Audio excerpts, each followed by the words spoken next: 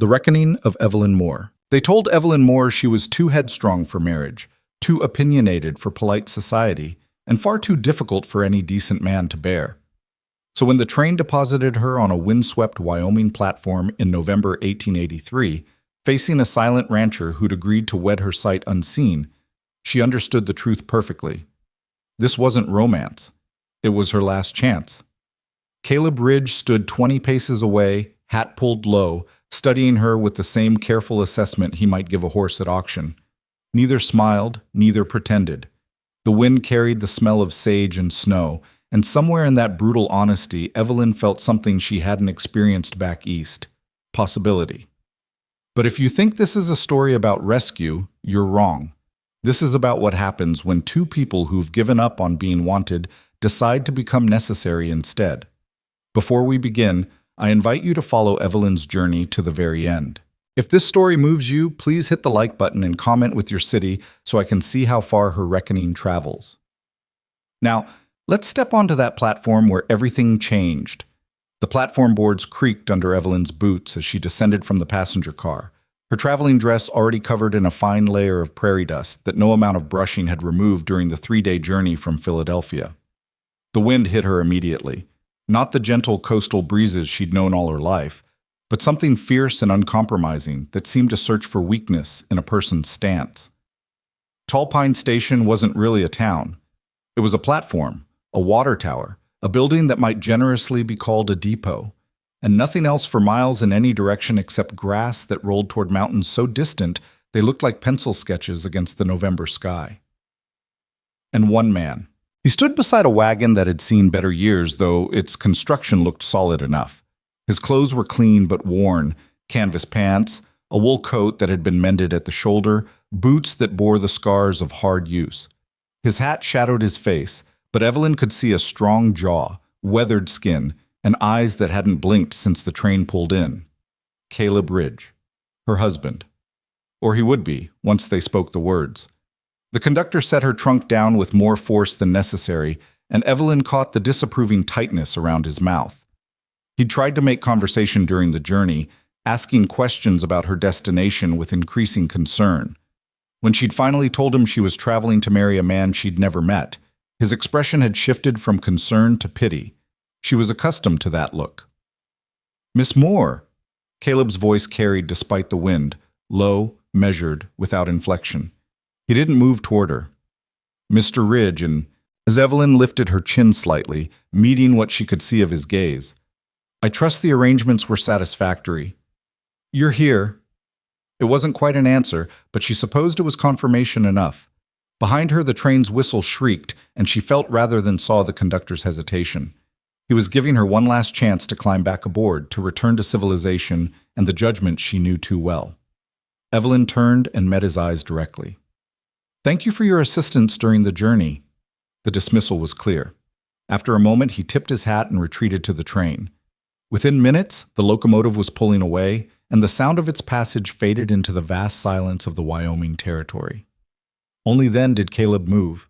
He crossed the distance between them in long strides that spoke of a man comfortable in his body, accustomed to covering ground. Up close, she could see he was perhaps 35, with lines at the corners of his eyes that suggested years of squinting into sun and wind.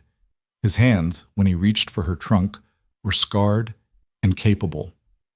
"That everything?" he asked, glancing at her single piece of luggage. "I was told to bring only what I needed." Something flickered in his expression, not quite approval, but perhaps the absence of disappointment. He hefted the trunk into the wagon bed with ease, then turned back to her. For a long moment, they simply looked at each other. Evelyn had been examined before, by suitors who found her wanting, by matrons who clucked their tongues at her forthright manner, by her own family who'd made it clear that at 28, with no prospects and a reputation for being difficult, she'd become a burden they could no longer afford to maintain. But Caleb's assessment felt different. He wasn't measuring her against some ideal. He was calculating capacity. "Can you ride?" he asked finally. "I can learn." "Work doesn't stop for learning. Winter's coming early this year." "Then I'll learn quickly." The corner of his mouth might have lifted, or it might have been a trick of shadow. Ranch is 2 hours north. We'll stop halfway if you need to. I won't need to. He nodded once, then moved to the wagon's front and offered his hand. Evelyn placed her gloved fingers in his palm and felt the strength there as he helped her up to the bench seat. The wood was worn smooth by years of use, and there was no cushion. Caleb climbed up beside her, gathering the reins with practiced ease. The two horses, sturdy bays that looked built for endurance rather than speed, shifted their weight, ready to move. "One thing before we go," Caleb said, his eyes fixed on the horizon ahead. "The arrangement we made, it's practical. I need help that won't leave when the work gets hard. You need—" He paused, and for the first time something almost gentle entered his voice. "You need a place that doesn't care about whatever they said about you back there." Evelyn's throat tightened. The letters they'd exchanged through the matchmaker had been brief, factual. He needed a partner willing to work a ranch through harsh seasons. She needed an escape from a society that had decided she would never fit its mold. Neither had pretended affection. Neither had promised ease. "I won't make this harder than it has to be," she said quietly. "I know what this is." "Do you?" Caleb turned to look at her then, and she saw something in his expression she hadn't expected. Not doubt, but a kind of weary knowledge. This land takes everything soft out of a person. What's left either breaks or turns to something stronger. I can't promise which one you'll be. I didn't come here to break. Nobody does. He released the brake and clicked his tongue, and the horses moved forward. The wagon creaked into motion, and Evelyn watched Tall Pine Station disappear behind them until it was nothing but a dark speck against the endless grass. The first hour passed in near silence. Caleb drove with quiet competence, his attention on the rough track they followed. Evelyn studied the landscape, trying to understand this place that would be her home. Everything was bigger than she'd imagined. The sky stretched so wide it seemed to curve at the edges, and the mountains that had looked distant from the station didn't appear to get any closer, no matter how far they traveled. The grass moved in waves under the wind, brown and gold and silver, broken occasionally by dark clusters of sage that released their sharp scent when the wagon wheels brushed against them. There were no houses, no fences, no signs of human presence at all, except the track they followed, and even that was barely more than parallel ruts worn into the earth. "You're wondering if you made a mistake." Caleb's voice startled her from her thoughts. Evelyn considered lying, then decided against it. "I'm wondering what I've agreed to." "Honest, that's good." He guided the horses around a washout in the track. "Ranch is 300 acres. I run about 40 head of cattle, some horses, chickens. Got a creek that runs year-round and a well that hasn't failed yet. House is solid. I built it myself. 1 bedroom, a main room, kitchen. There's a barn, a chicken coop, a root cellar." "And the work?" "Cattle need tending every day. Fences need mending. In winter, you'll be breaking ice on the water troughs before dawn. Spring means calving. Some of them need help or they die. Summer's haying, fall's roundup, and butchering. Chickens need feeding, eggs need gathering, garden needs keeping." He paused. "I do most of the outside work. You'll handle the inside and help with what you can outside until you learn." It was the most he'd said at once, and Evelyn noted that his voice never rose or fell with emotion. He stated facts the way another man might describe the weather. "What about town?" she asked. "Nearest settlement's Prospect, about 4 hours south. We go maybe twice a year for supplies we can't make or grow ourselves." "Church?" "No." The flatness of that single word suggested the topic wasn't open for discussion.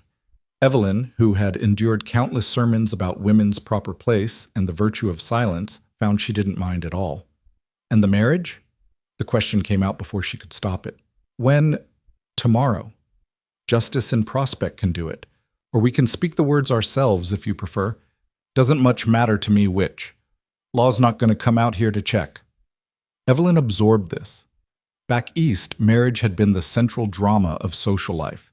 The arrangements, the ceremonies, the endless discussions of compatibility and connection. Here, it was simply the practical matter to be settled so work could continue. "Ourselves, then," she decided. "If the words are what matter." Caleb nodded. "We'll do it tonight when we get back. That acceptable?" "Yes." They fell silent again, but this time Evelyn felt something shift. An understanding, perhaps, that they were both approaching this arrangement with similar practicality. It wasn't romantic, but it was honest. The sun was lowering toward the mountains when Caleb pulled the wagon to a stop beside a small creek. The horses knew the routine.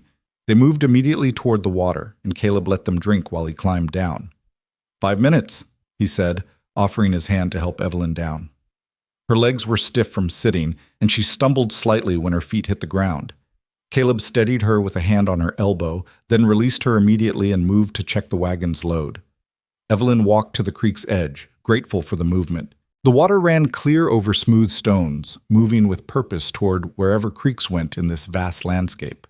She knelt and cupped some in her hands, drinking deeply. It was cold enough to make her teeth ache, and it tasted of minerals and stone. "Don't drink from standing water," Caleb said from behind her. "Only running water, and only if you can see the bottom. Even then, boil it if you're not sure." "I'll remember." "You'll need to. Getting sick out here can kill you." Evelyn stood, drying her hands on her skirt. "You're not one for softening the truth, are you?" "Would you prefer I did?" "No." She turned to face him. "No, I wouldn't." Something in his expression eased, though his features remained largely unreadable.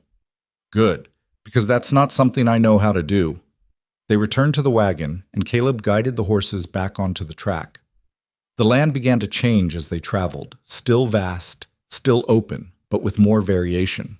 They passed through a stand of cottonwoods that whispered in the wind, their leaves mostly gone now, branches reaching toward the sky like skeletal hands. The track climbed slightly, following the rise and fall of the terrain, and Evelyn caught glimpses of deer in the distance, watching them pass with dark, alert eyes. "There," Caleb said finally, pointing ahead. At first, Evelyn couldn't see what he meant. Then, as the wagon crested a low rise, she spotted it, a house sitting in a fold of land where a creek curved through a meadow. It was made of logs, chinked and solid-looking, with a stone chimney at one end. Nearby stood a barn, weathered gray, and several smaller outbuildings. It wasn't grand. It wasn't even particularly pretty, but it looked permanent, like it had grown from the land itself and wouldn't be moved by anything less than catastrophe. "That's home," Caleb said, and for the first time Evelyn heard something in his voice that wasn't completely flat. Pride, perhaps, or simply satisfaction at work done and holding. As they drew closer, Evelyn could see more details. A garden plot, dormant now but clearly tended. A corral where several horses raised their heads to watch their approach. Chickens pecking near the barn. Smoke rising from the chimney in a thin, steady stream. Caleb pulled the wagon up in front of the house and set the brake. Before he could move to help her, Evelyn climbed down herself, her muscles protesting the movement, but her determination stronger. The front door opened, and a dog emerged, not large, but sturdy, with a thick coat and intelligent eyes. It approached Caleb first, tail wagging, then turned to examine Evelyn with careful attention. "That's Scout," Caleb said. "She'll decide about you on her own time. Don't try to win her over. She can tell when someone's pretending." Evelyn held still, letting the dog sniff her boots, her hands. After a moment, Scout's tail gave a tentative wag, and she retreated to sit beside Caleb. "Good enough for now," Caleb said. He lifted Evelyn's trunk from the wagon bed. "I'll show you inside, then I need to tend the horses and check the stock. There's stew on the stove. You should eat." He carried the trunk up 2 wooden steps to a small porch and pushed the door open with his shoulder. Evelyn followed, stepping across the threshold of what would be her home. The interior was spare but clean. The main room held a table with 2 chairs, a bench along one wall, a pot-bellied stove radiating heat. The kitchen area was simple: a pump sink, a work counter, shelves holding dishes and supplies. Everything was organized with military precision. Through an open doorway, Evelyn could see the bedroom, a bed covered with what looked like a handmade quilt, a dresser, a small window facing east. Caleb set her trunk at the foot of the bed. "You'll sleep here. I've been using the main room." Evelyn turned to face him. "This is your home. I won't displace you from your own bed. Arrangement stands until you say otherwise." His voice was firm. "You'll need privacy to settle in." Before she could argue, he was moving back toward the main room. "Stew's in the pot. Bread's wrapped on the counter. I'll be about an hour." The door closed behind him, and Evelyn stood alone in the house that was now somehow hers. Through the window, she watched Caleb unhitch the horses and lead them toward the barn, Scout following at his heels. For the first time since leaving Philadelphia, Evelyn felt the full weight of what she'd done. She was hundreds of miles from everything familiar, about to marry a man she'd known for less than 3 hours, in a place that seemed to exist outside of normal society entirely. She waited for panic to arrive. Instead, what she felt was something strange and unexpected. Relief. Moving to the kitchen, Evelyn found a bowl and ladled stew from the pot. It was simple: beef, potatoes, carrots, onions, but it was hot and well-seasoned. She sat at the table and ate slowly, listening to the wind outside and the crackle of the fire in the stove. This was what her life would be now: simple, practical, honest. She found she didn't mind at all. When Caleb returned, she'd washed her bowl and was examining the shelves, taking mental inventory of supplies. He stamped the dirt from his boots before entering and hung his hat on a peg by the door. "Everything's settled for the night," he reported. "Storm's coming in tomorrow, but we'll be ready." "What do you need me to do to prepare?" He studied her for a moment. "Tonight, nothing. Tomorrow you can start learning the routine. But tonight—" He paused, then continued. "Tonight we should speak the words, if you're still willing." Evelyn's heart beat faster, but she kept her voice steady. "I'm willing." Caleb nodded and moved to stand in the center of the room. Evelyn joined him, facing him in the warm light of the oil lamp. "I don't know pretty words," Caleb said quietly, "but I can promise you fair treatment, honest work, and a share in everything this place provides. I'll teach you what I know and respect what you learn. I won't raise a hand to you in anger, and I won't abandon you when times get hard." The simplicity of it struck Evelyn more deeply than any flowery vow. "I promise to work beside you, to learn what this life requires, and to honor our agreement with action rather than complaint. I won't expect what you can't give, and I'll offer what I can." They stood in silence for a moment, and then Caleb extended his hand. Evelyn placed hers in it, and they shook once, firmly. "That's done then," Caleb said. "You're Evelyn Ridge now, if you choose to be." "I choose it." He released her hand but didn't move away. "One more thing. I know this isn't what women usually want. Romance, courting, soft words. I can't give those things. Never learned how. But I can give you respect and a place that's yours, and work that matters. If that's enough, we'll do fine." Evelyn met his eyes and saw honesty there, and something else, a kind of wary hope that he'd found someone who wouldn't need what he couldn't provide. "Mr. Ridge," she said softly, "I've spent my entire life trying to fit into a world that wanted me to be smaller, quieter, less than I am. I came here because I'd rather work myself to exhaustion beside someone honest than sit in comfort among people who wish I were different. Your respect is worth more than empty romance." Something shifted in his expression, a wall coming down perhaps, or at least becoming less solid. "Caleb," he said, "if we're married, you should use my name." "Caleb," she repeated, "I'm Evelyn." "I know." The corner of his mouth lifted slightly. "You told me in your first letter. Said your family called you Evie, but you preferred your full name because you'd earned all of its syllables." Evelyn felt heat rise in her cheeks. She'd forgotten writing that. "I may have been more forthright than was proper. That's why I answered. Every other woman who wrote to me spent 3 pages explaining how she'd be a good Christian wife and keep a quiet house." He moved toward the bedroom, retrieving a rolled bundle from the top of the dresser. "You spent 3 sentences telling me you could read, calculate, and weren't afraid of hard work, then asked if the position was still available. You made it sound like a job posting." "It was." He returned to the main room and unrolled the bundle on the table, a map, hand-drawn but detailed. "This is the ranch. North boundary runs along that ridgeline. South is the creek. East and west are marked by stone cairns I built. 300 acres, like I said." Evelyn studied the map, noting the careful labels marking water sources, pasture areas, shelter points. "You drew this?" "Needed to know what I had." He pointed to a spot marked with an X. "Houses here, barn, corral, outbuildings, garden plot south-facing for best son. Root cellars built into that hill. Stays cool in summer, doesn't freeze in winter. Where do the cattle range? Mostly the west pasture in summer. I move them closer in winter, keep them near the creek where I can check them daily. Horses have the north meadow, better grass there. Evelyn traced the creek's path with her finger. This runs year-round? Never seen it dry. Even in drought, it keeps flowing. That's why I chose this spot. He paused. This land isn't easy, Evelyn, but it's mine. Ours now. I built every structure, cut every fence post, dug that well by hand. No one can take it unless I fail to hold it. The pride in his voice was unmistakable now, and Evelyn understood.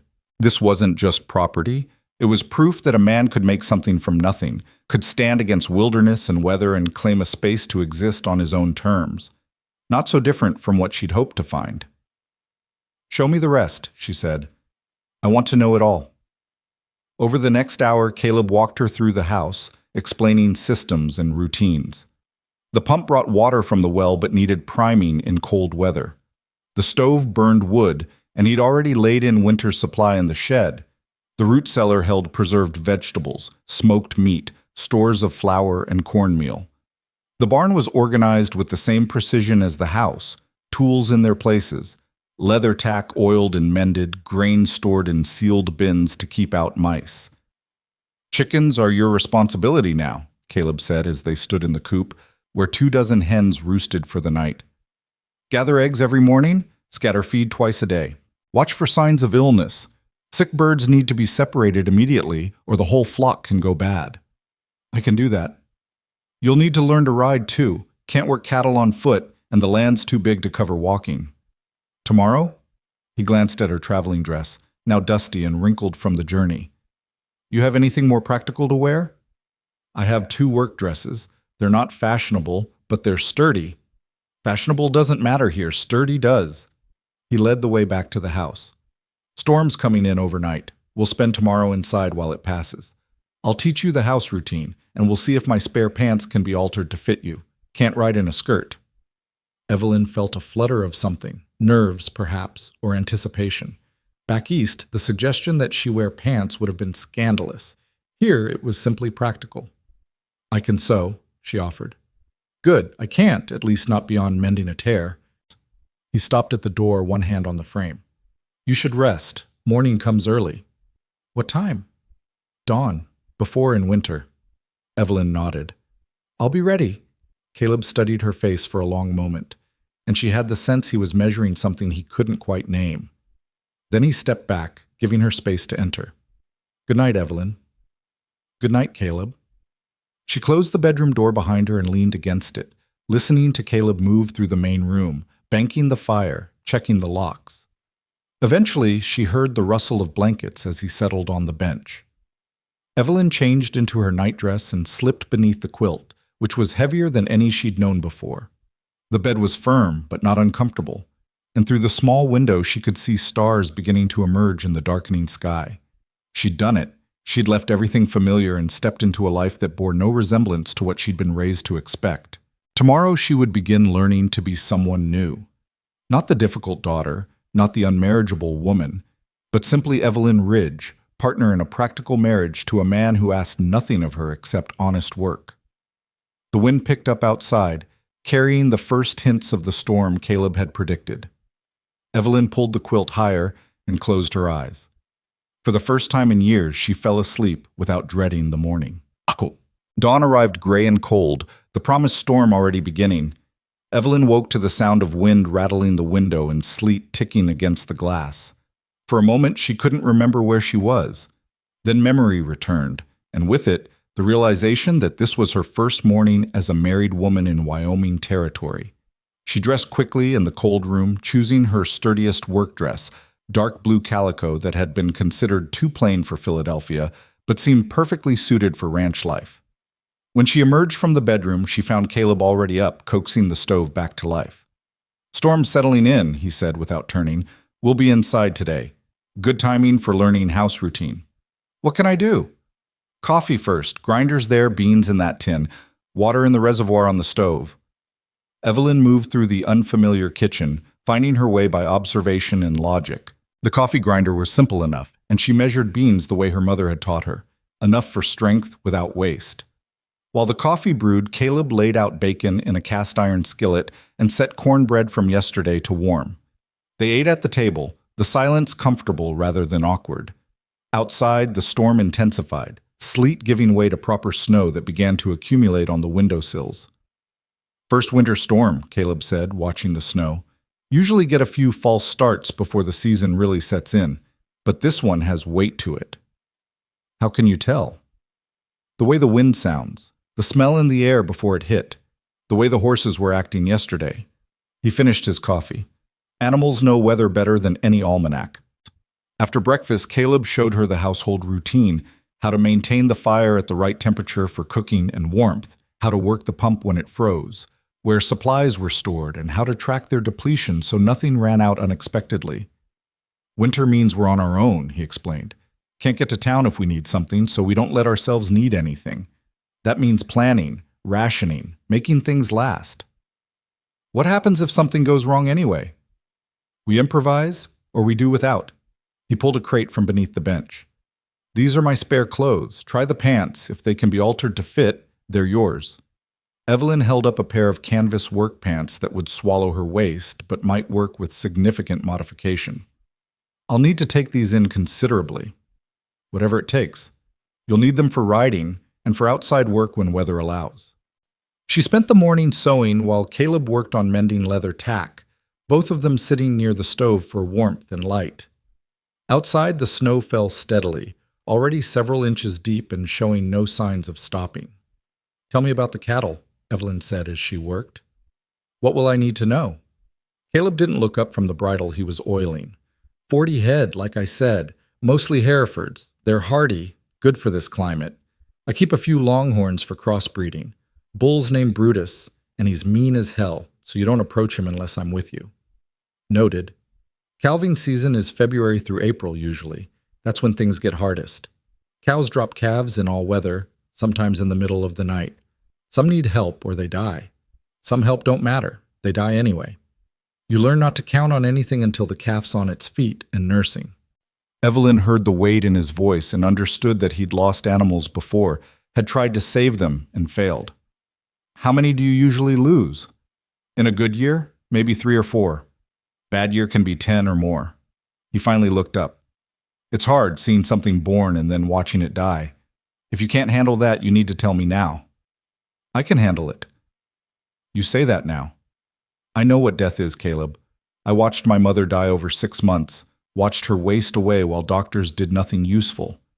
I held my younger sister when she was stillborn. I'm not innocent of loss." His expression softened slightly. "I'm sorry. That's hard." "Yes. But it taught me that grief is just love with nowhere to go. So you feel it, and then you keep moving because the world doesn't stop for your hurt."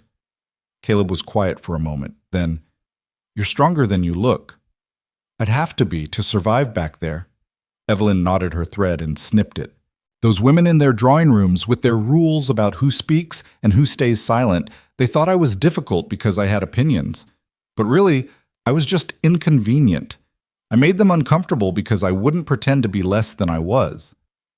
Out here, being less gets you killed." "I'm beginning to understand that."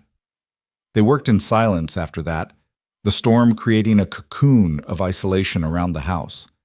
There was something peaceful about it, the warmth of the stove, the simple work of their hands, the knowledge that nothing could intrude on this space they were learning to share. By midday, Evelyn had the pants altered enough to try them on. She changed in the bedroom, and when she emerged, Caleb assessed her with the same practical eye he'd use on a horse. "They'll do. You'll want suspenders to keep them up, and boots instead of those." He nodded at her worn button-up shoes. "I've got an old pair that might fit if we stuff the toes." "This feels strange," Evelyn admitted, looking down at herself in pants and shirt. "It's practical. That's all that matters here." "I'm starting to see that practicality is your philosophy for everything. It's kept me alive." He moved to the window, checking the snow depth. "Storm's not letting up. We'll need to check the animals before dark, make sure they're weathering it all right. I'll come with you." "You'll freeze in that dress. Wait until you've got proper boots and a coat." He pulled on his own heavy coat and gloves. "I'll be an hour. Keep the fire going. If it dies, the house gets cold fast." Evelyn watched him disappear into the white curtain of snow, Scout following at his heels. Then she turned back to the warmth of the house and the work that waited.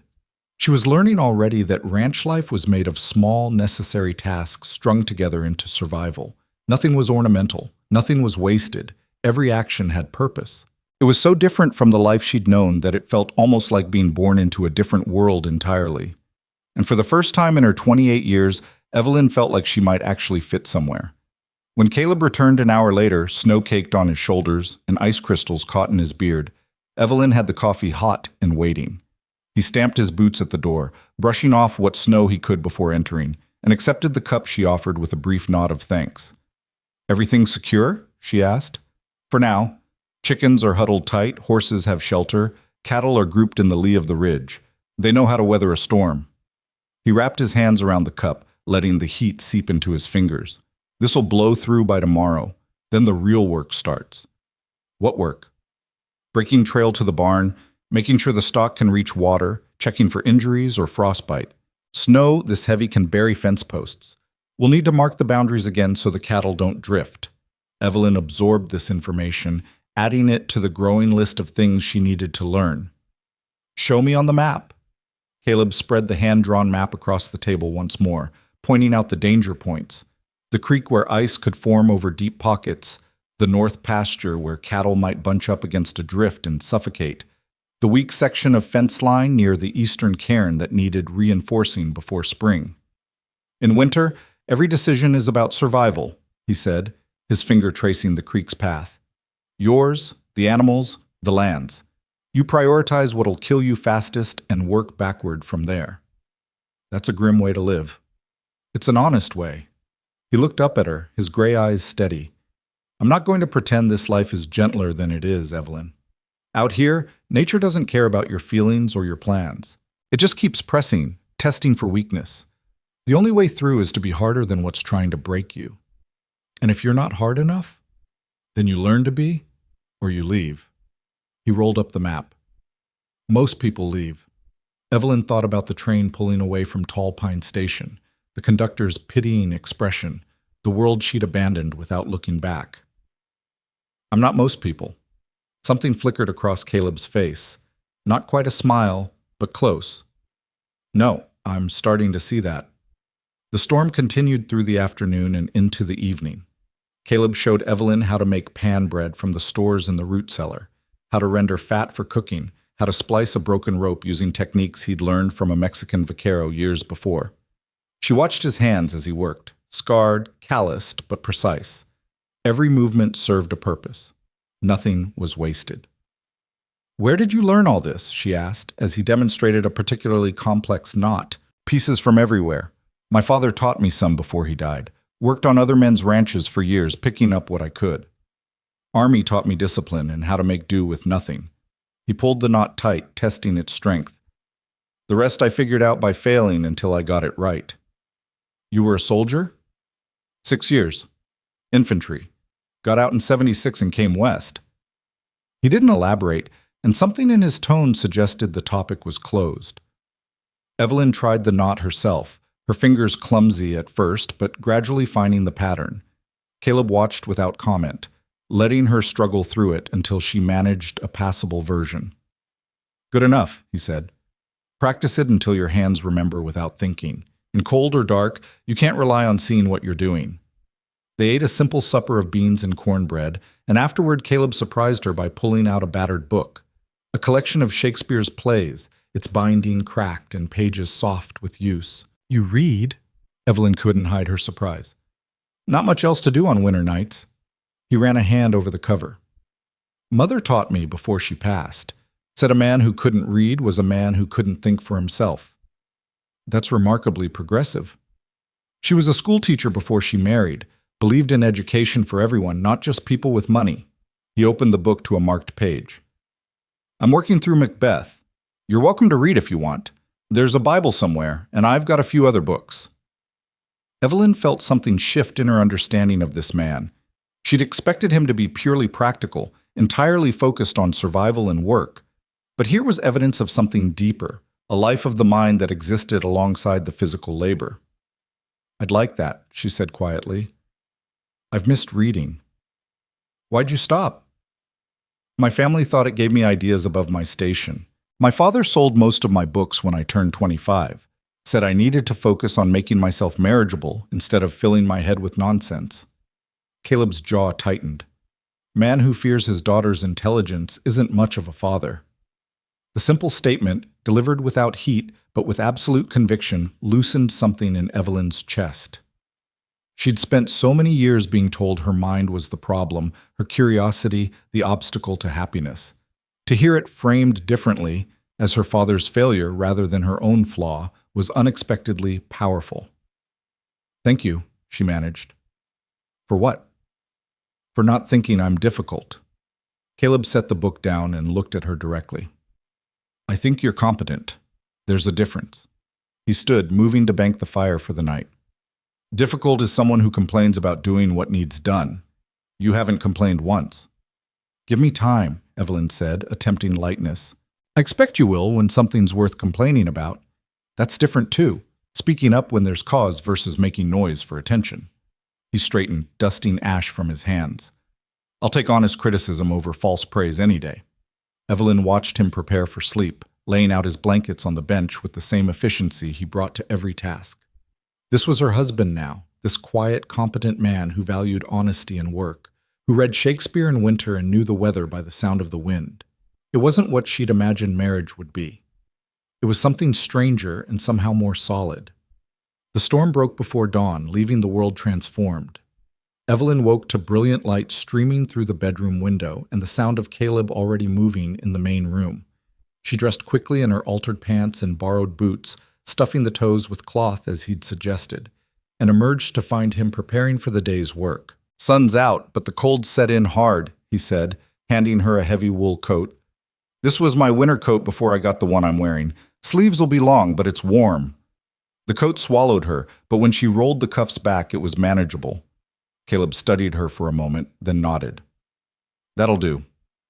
Come on, you're about to get your first real lesson in ranch work." Outside, the world was almost unrecognizable. Snow lay 18 inches deep across the meadow, sculpted into drifts by the wind.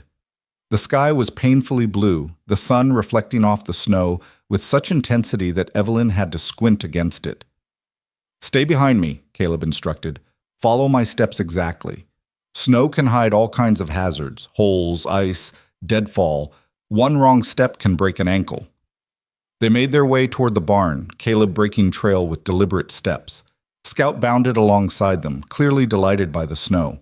The cold bit at Evelyn's exposed face, and her breath came out in white clouds.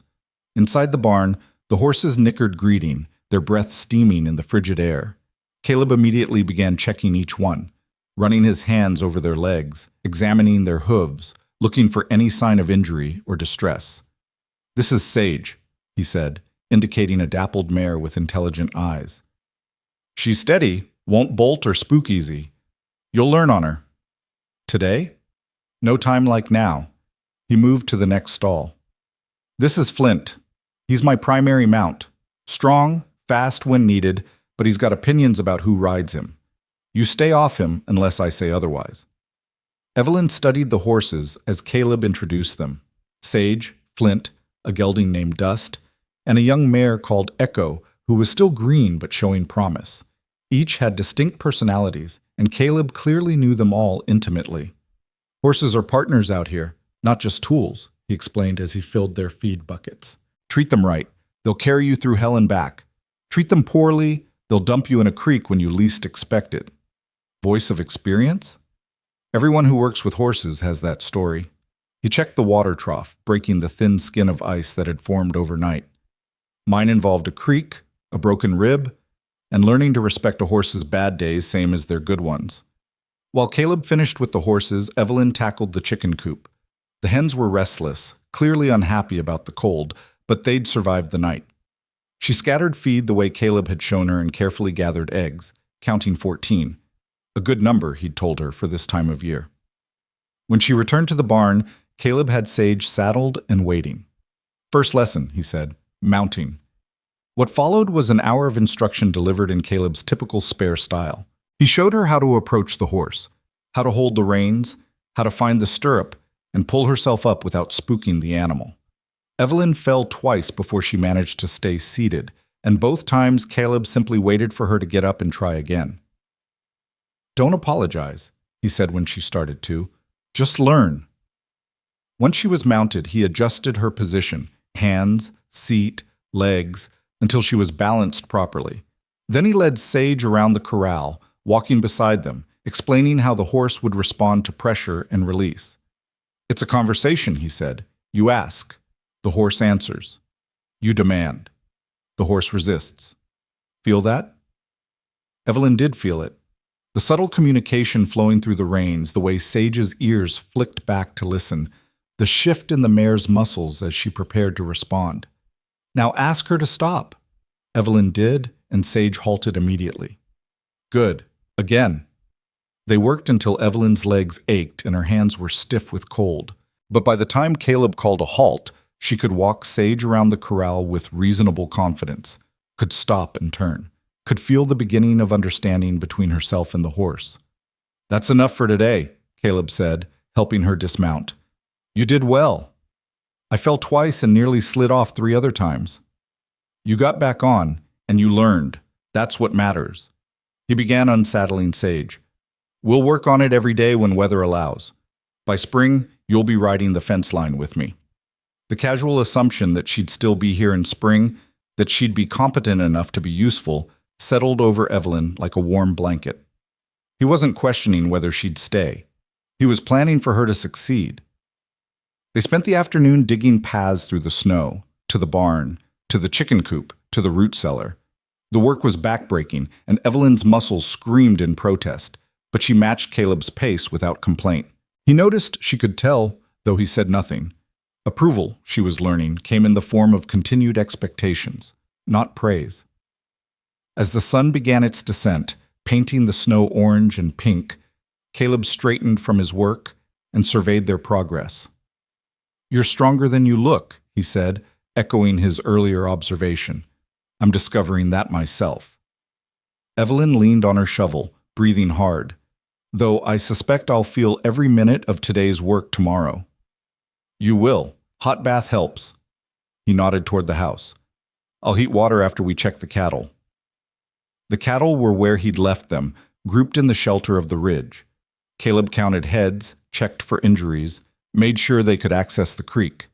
Evelyn watched him work, noting how he moved among the animals with calm confidence, how he could identify each one at a glance, how his hands checked for problems with practiced efficiency. "That one's pregnant," he said, pointing to a Hereford cow standing slightly apart. "Due in late February, first-time mother, so she'll need watching." "How can you tell she's pregnant?" "Shape of her belly, the way she moves. You learn to see it." He ran a hand along the cow's flank, and she didn't shy away. "Her name's Rosie. Raised her from a calf. She's gentle, which is good. Means if she has trouble birthing, she won't fight us when we try to help." "Have you lost mothers?" "2 over the years. Both times the calf died, too." His voice was flat, but Evelyn heard the old grief beneath it. Ranching means accepting that death is part of the cycle. You do everything right, and sometimes things still go wrong. They walked back to the house as darkness fell, the temperature dropping rapidly with the sun. Inside, Caleb built up the fire and began heating water for bathing.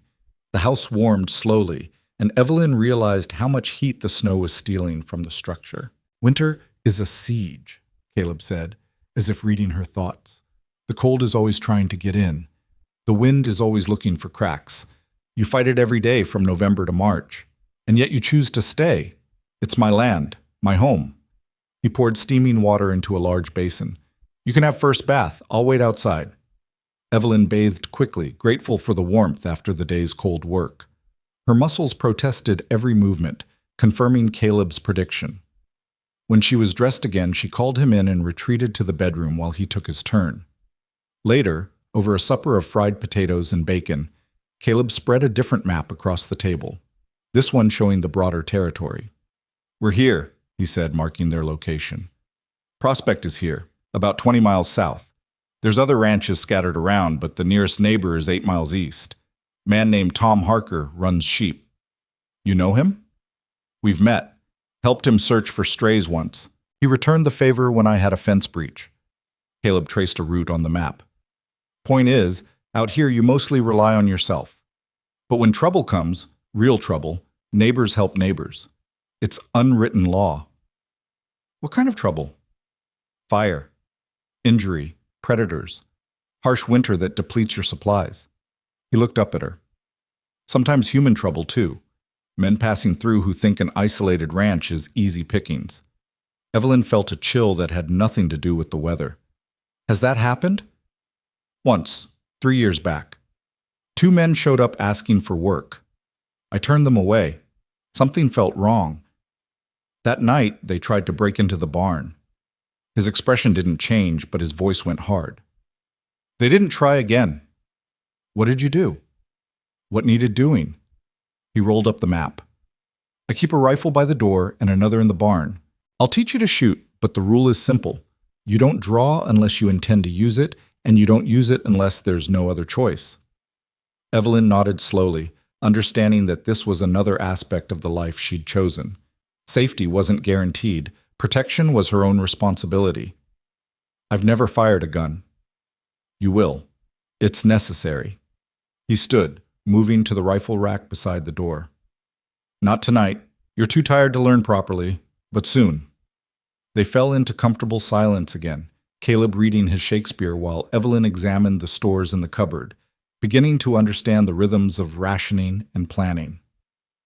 The wind picked up outside, rattling the windows, but inside the house felt secure. Caleb? Evelyn said after a while. Thank you for teaching me, for not expecting me to already know everything. He looked up from his book. Everyone starts somewhere. What matters is whether you're willing to learn. He paused. You are. That's more than I expected. What did you expect? Honestly, I expected someone who'd last maybe a week before demanding I take her back to town. He set the book aside. The letters can tell you facts about a person, but they can't tell you character. Character shows in how someone handles the hard moments. And what has my character shown so far? That you don't quit when things get difficult. That you'd rather work through pain than complain about it. That you listen when someone teaches you something worth knowing. His gray eyes held hers. That's more than most people manage. Evelyn felt warmth spread through her chest. Not romance, but something equally valuable. Respect. Recognition. I won't pretend I know what I'm doing, she said quietly, but I meant what I promised. I'll learn, and I'll work, and I won't give up when it gets hard. I know. Caleb stood, banking the fire for the night. That's why I think this might actually work. The next week settled into patterns that gradually became familiar. Each morning, Evelyn rose before dawn to tend the chickens and help with the livestock. Caleb taught her to read the weather, to recognize when animals were sick or injured, to anticipate problems before they became crises. She learned to ride with increasing confidence until Sage responded to her commands as readily as she did to Caleb's. The work was relentless, feeding, watering, repairing, maintaining. Every day brought new challenges, and Evelyn's hands developed calluses, her muscles grew stronger, her skin weathered from exposure. She stopped looking in the small mirror in the bedroom, stopped worrying about what she looked like. Out here, appearance meant nothing. Capability was all that mattered. December arrived with more snow and temperatures that made the first storm seem mild by comparison. Caleb taught her to break ice on the water troughs, to recognize frostbite in animals, to layer clothing for maximum warmth. They worked together in silence more often than not, their communication reduced to essential words and understood gestures. But in the evenings, they talked. Caleb spoke of his years in the army, the men he'd served with, the hard lessons learned. Evelyn shared stories of her childhood, her mother's quiet strength, her own struggles against a world that wanted her diminished. Neither offered comfort or sympathy. They simply listened and understood. One night in mid-December, a calf was born during a blizzard. Caleb heard the cow's distress and woke Evelyn before heading to the barn. She dressed quickly and followed him into the storm, the wind so fierce she could barely see 3 feet ahead. In the barn, the cow, Rosie, the one Caleb had pointed out weeks earlier, was in trouble. The calf was breech, and she was weakening fast. "Hold her head," Caleb ordered, already rolling up his sleeves. "Talk to her. Keep her calm." Evelyn knelt in the straw, cradling Rosie's head in her lap while Caleb worked. The cow bellowed in pain, thrashing, but Evelyn held steady, murmuring nonsense words in a soothing tone. "I've got a leg," Caleb said, his voice strained. "Come on, little one. Work with me." Minutes stretched into an eternity. Evelyn's arms ached from holding Rosie, and her heart pounded with fear that this would be one of the times things went wrong despite everything done right.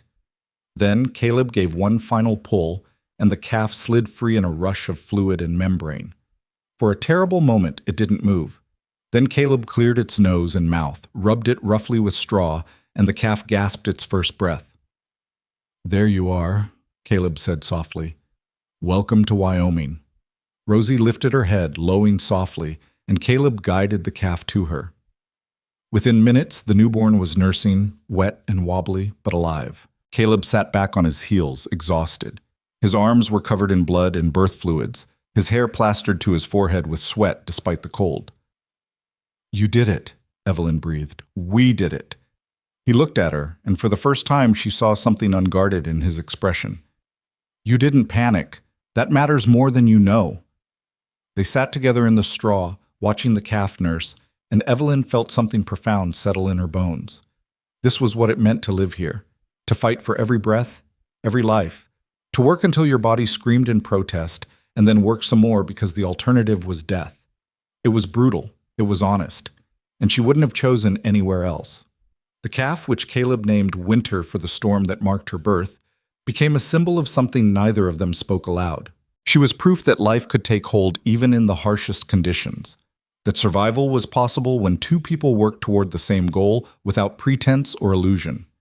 In the days following Winter's birth, Evelyn noticed a shift in how Caleb moved around her. Not closer exactly, but with less caution. He stopped watching her like she might break or flee, and started including her in decisions about the ranch with the same straightforward logic he applied to everything else. "Fence line's weak on the eastern boundary," he said one morning over coffee, spreading his map on the table as had become their habit. "We'll need to reinforce it before spring thaw, or we'll lose cattle to drift." "What needs to be done?" Evelyn asked, leaning over the map. "Replace posts, restring wire. It's 2 days' work, maybe 3 if the ground's frozen harder than I think." He traced the section with his finger. "We'll camp out there, too far to ride back and forth each day." Evelyn absorbed this. The idea of spending nights in the open in winter should have terrified her. Instead, she felt a flicker of something that might have been anticipation. "When?" "Next week, if the weather holds. I'll show you how to pack for it." True to his word, Caleb spent the following days teaching her the essential skills of wilderness survival. How to build a shelter using canvas and rope. How to start a fire in wind and damp. How to ration food and water for extended work away from the ranch. He approached it with the same methodical patience he brought to all instruction, demonstrating once, then watching her practice until her movements became automatic. "Out here. Thinking gets you killed," he explained as she struggled to tie down a corner of the canvas shelter. "Your hands need to know what to do before your brain catches up, especially in cold or dark, or when you're exhausted." "How long did it take you to learn all this?" "Years. I'm giving you the condensed version." He checked her nodded approval. "You're quick. Most people take twice as long to get the patterns right." The praise was simple and factual, but it warmed Evelyn more than any flowery compliment ever had. Caleb didn't give false encouragement. When he said she was doing well, it meant something. They set out on a clear morning, the sky hard and blue, temperature well below freezing but without the wind that made cold truly dangerous. Caleb led on Flint, while Evelyn rode Sage, both horses loaded with tools and supplies. Scout ranged ahead, her breath pluming white in the frigid air. The eastern boundary was rougher terrain than Evelyn had seen before. Rocky outcroppings, scattered pine, deep coulees carved by ancient water. The fence line followed the natural contours of the land, and Evelyn could see immediately why it needed work. Several posts leaned at dangerous angles, wire sagged in places, and one section had collapsed entirely. Storm damage, Caleb said, surveying the wreckage. Should have reinforced this in fall, but I ran out of time. He dismounted and began unloading tools. We'll work this section today, make camp, finish tomorrow. They fell into a rhythm that felt almost choreographed. Caleb would dig out the old post while Evelyn prepared the new one, measuring and cutting wire to length. He'd set the replacement while she tamped earth around its base. Then together they'd string the wire, pulling it taut before securing it with practiced twists of the fencing tool. The work was brutal on the hands, even through gloves, and Evelyn's shoulders burned from the repetitive motion of pulling wire.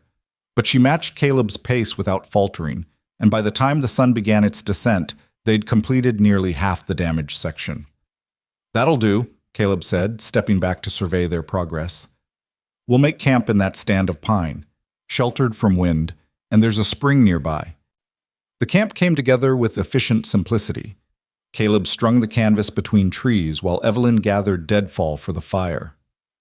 They worked without needing to speak, each understanding their role.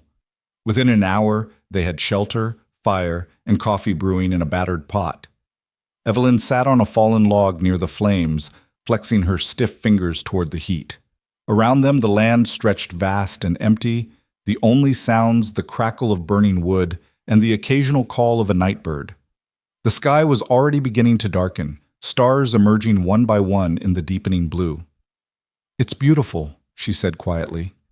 Caleb glanced up from the beans he was warming in a pan. Most people think it's too empty, too quiet. Most people are afraid of what they might hear in the quiet. He considered this, then nodded slowly. What do you hear? Evelyn tilted her head, listening. Nothing demanding, nothing judging, just space to exist without explanation. That's why I came here. Caleb stirred the beans, his voice thoughtful. Back in Philadelphia, in the cities, everyone's got an opinion about who you should be. Out here, the land doesn't care about your past or your plans. It only cares if you can survive it. Do you ever miss it, civilization? Sometimes. Mostly I miss people worth talking to. He ladled beans onto 2 tin plates, handing her one. Gets lonely, months at a time with no conversation but your own thoughts. It was the most personal thing he'd admitted, and Evelyn understood the trust in that confession. Is that why you sent for a wife? For company? Partly, also because ranching alone is twice as hard and half as productive. And because... He paused, staring into the fire. Because I got tired of the idea that I'd die out here someday and no one would know or care. Seemed like there should be someone who'd notice. The rawness in his voice caught Evelyn off guard. This man who seemed so self-sufficient, so complete in his solitude, was admitting to the fundamental human need to matter to someone. I'd notice, she said softly. I notice now.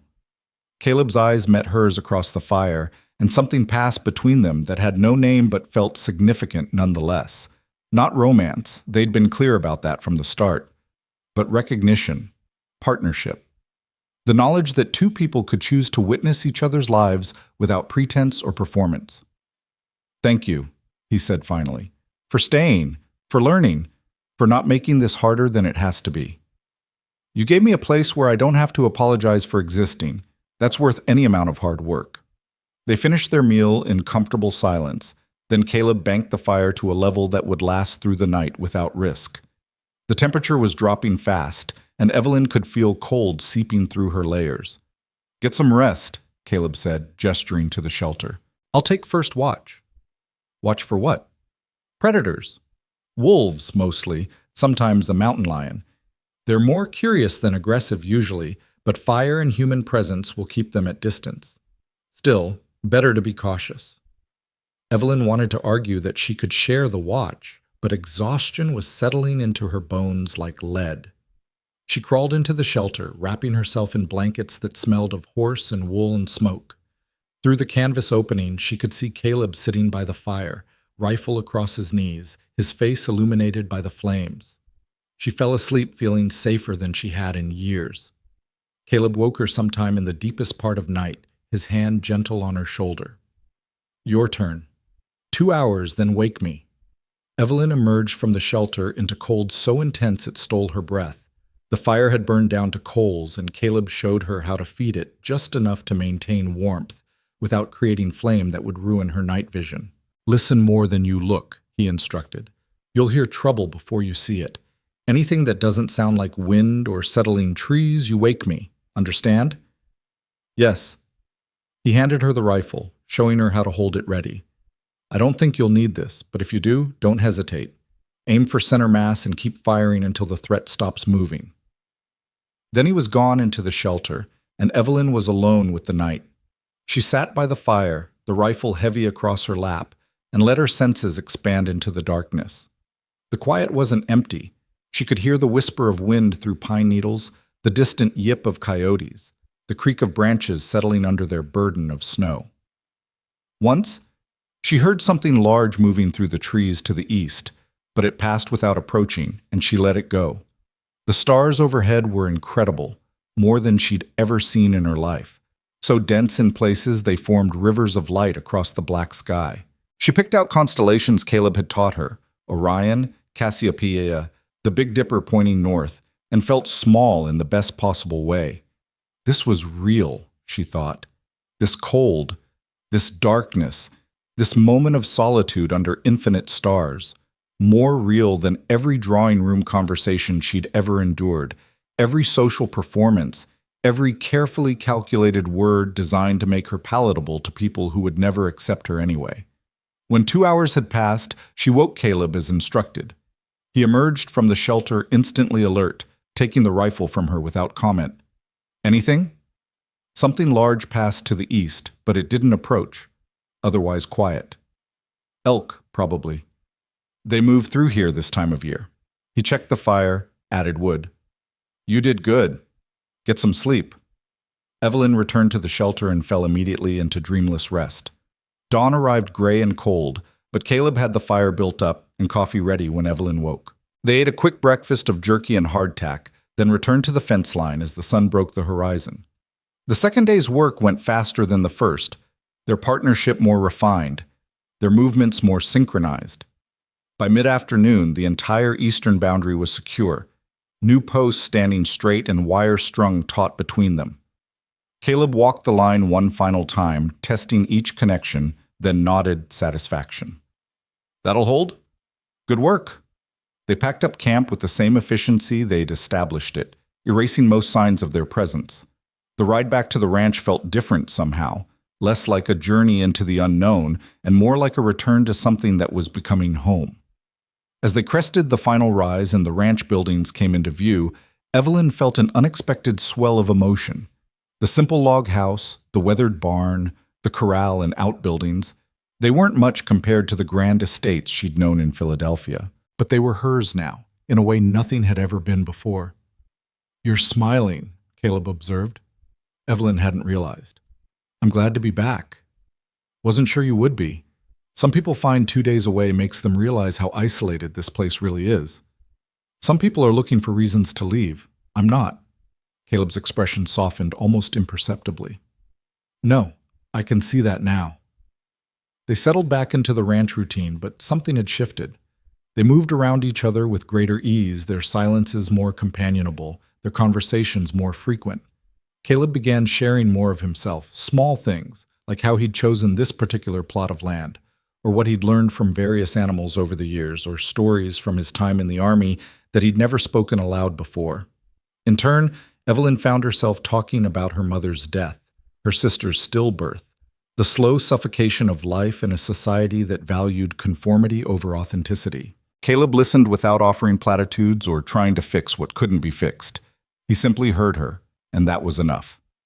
Christmas approached without fanfare. Evelyn mentioned the date once, and Caleb shrugged. Never made much of it. No point in celebrating alone. We're not alone anymore. He paused in his work, considering. What would you want to do? Evelyn thought about the elaborate Christmases of her past, the decorations, the presents, the performances of joy that often masked simmering resentments. Something simple, a good meal. Maybe we could read together. I can manage that. On Christmas Eve, Caleb surprised her by producing a small package wrapped in brown paper. Wasn't sure what to get you, but I thought you might need these. Inside were gloves, well made, lined with soft fur, sized for her hands, They must have cost him dearly, though she knew he'd never admit it. Caleb, these are too fine. Your hands were getting torn up on the wire work. Can't have my partner losing fingers to frostbite. He said it gruffly, but she saw the concern beneath. Besides, they're practical. You said yourself that's what matters here. Evelyn swallowed hard against the sudden tightness in her throat. Thank you, truly. You've earned them. He gestured to the table. I made stew, and there's dried apple pie. The meal was simple but good, and afterward they sat by the fire while Caleb read aloud from Macbeth. His voice was rough but steady, and Evelyn found herself drawn into the tragedy of ambition and consequence. When he finished the scene, he closed the book and looked at her. This is better than I expected. The play? This, us, the arrangement. He struggled for words, his usual taciturn nature making the expression difficult. I thought I'd found someone willing to work. I didn't expect to find someone I could talk to. I didn't expect to find someone who'd listen without judgment. Then we're both surprised. The corner of his mouth lifted. Good surprises, though. Yes, good surprises. They fell silent again, but it was a warm silence, full of understanding. Outside, snow began to fall in large, lazy flakes, and Scout dozed by the fire, and the world felt contained and manageable. January brought the hardest cold yet, temperatures so low that water froze in the time it took to carry it from pump to trough. Caleb and Evelyn worked in shifts to keep the animals watered, breaking ice every few hours around the clock. They slept in snatches, fully dressed, ready to wake and return to the endless battle against freezing. One night, exhausted and half asleep, Evelyn stumbled on ice near the barn and fell hard. Pain lanced through her ankle, sharp enough to make her cry out. Caleb was there in seconds, lifting her easily despite his own exhaustion. He carried her to the house and set her on the bench, his hands already examining the injury with practiced care. Not broken, he said after a moment. Bad sprain. You'll need to stay off it for a few days. I can't. The work. I'll handle the work. You'll handle resting. His voice was firm. Pushing through this will only make it worse, and then you'll be useless for weeks instead of days. Evelyn wanted to argue, but the pain and exhaustion made resistance impossible. She let him wrap her ankle with strips of cloth, elevate it on a rolled blanket, bring her water and food. I'm sorry, she said quietly. I should have been more careful. Accidents happen. That's why there's two of us. He sat beside her, his own exhaustion evident in the lines around his eyes. You've been carrying your weight and then some. Few days' rest won't change that. For the next 3 days, Evelyn was forced into stillness while Caleb handled everything. She watched him through the window, saw him working alone in the brutal cold, and felt frustration boil in her chest. This wasn't the partnership they'd built. This was him carrying a burden while she sat useless. But on the third day, when her ankle had improved enough to bear weight, Caleb returned from morning chores with an expression she'd learned to recognize as grudging approval. You were right, he said without preamble. About what? About needing someone. I've been doing this alone for 4 years, and I'd forgotten how much harder it is. He hung up his coat, shaking snow from his shoulders. These last 3 days reminded me. So thank you for healing fast and for being ready to work again. It wasn't a romantic declaration. It was better. It was honest recognition of what they'd become to each other, necessary, valued, partners in the truest sense. Tomorrow I'll be back at full strength, Evelyn promised. Good, because calving season starts in 3 weeks, and that's when things really get hard. Evelyn had thought she understood hard work. The next months would teach her she'd only glimpsed its meaning. February arrived with temperatures that moderated slightly but brought new challenges. The first calf came on a night when sleet fell in sheets, and Evelyn found herself in the barn at 2 a.m, helping Caleb guide new life into a world determined to kill it.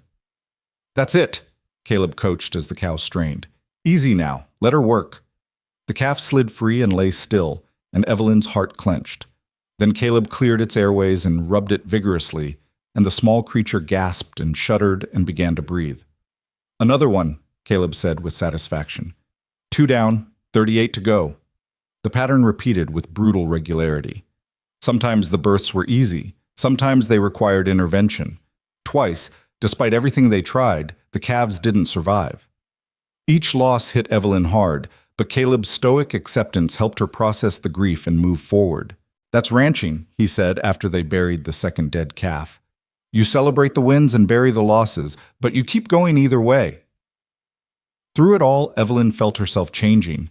Her hands grew harder, her muscles stronger, her mind sharper. She learned to anticipate problems, to read the subtle signs that meant a cow was close to calving or an animal was becoming ill. She stopped thinking about Philadelphia, stopped wondering what her old acquaintances were doing. This life was consuming her completely, and she welcomed it. One evening in late March, as the first hints of spring began to show in the landscape, Caleb came to the house carrying something carefully wrapped in cloth. He set it on the table and unwrapped it without ceremony. It was a wooden box, small and beautifully made, with their initials carved into the lid, CR and ER, intertwined. "I made this," he said simply. "Worked on it during the times you were sleeping. Thought you could use it for whatever women keep in boxes." Evelyn lifted the lid and found the interior lined with soft leather. The craftsmanship was extraordinary. Dovetailed joints, smooth finish, careful attention to detail. "Caleb, this is beautiful." "It's practical," he corrected, but she heard the pleasure in his voice. "You needed storage, and I had time." She ran her fingers over the carved initials, understanding what he couldn't say. This box represented hours of work, of thought, of caring about her comfort and her needs. It was a declaration made in wood and leather instead of words. "Thank you," she said, looking up at him. "For this, and for everything you've taught me." "You've taught me things too," he said quietly, "like how it feels to have someone choose to stay even when staying is hard. Like what partnership actually means." He paused. "I didn't expect to find that." "Neither did I."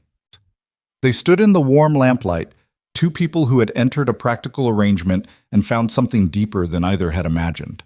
Not romance in the traditional sense, but respect, trust, the knowledge that they had chosen each other and that choice was being honored every day through action and work and honest communication. Outside, the wind carried the scent of coming spring, and somewhere in the darkness, Winter, the calf born in the blizzard, called to her mother. Life was taking root, and they were the ones making it possible. Spring arrived in stages, each one hard-won against winter's reluctance to release its grip. The snow melted in patches, revealing brown grass that would gradually green as temperatures climbed. The creek ran high with snowmelt, its normally placid waters churning white over stones. And with the changing season came a shift in the rhythm of ranch work that pulled Evelyn and Caleb in new directions. Calving season continued through April, each birth a small drama that required vigilance and quick response.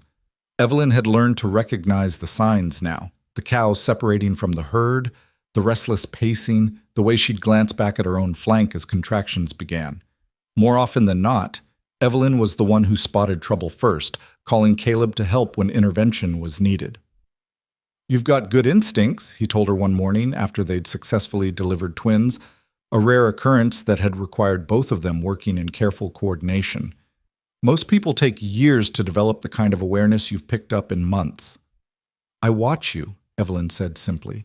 "I see what you look for, and I learn to look for it too. It's more than that. You care about the outcome. Makes you pay attention in ways that can't be taught." They were standing in the barn, both covered in the evidence of the night's work, exhausted but satisfied. The twin calves were on their feet and nursing, their mother attentive and calm, despite the unusual situation.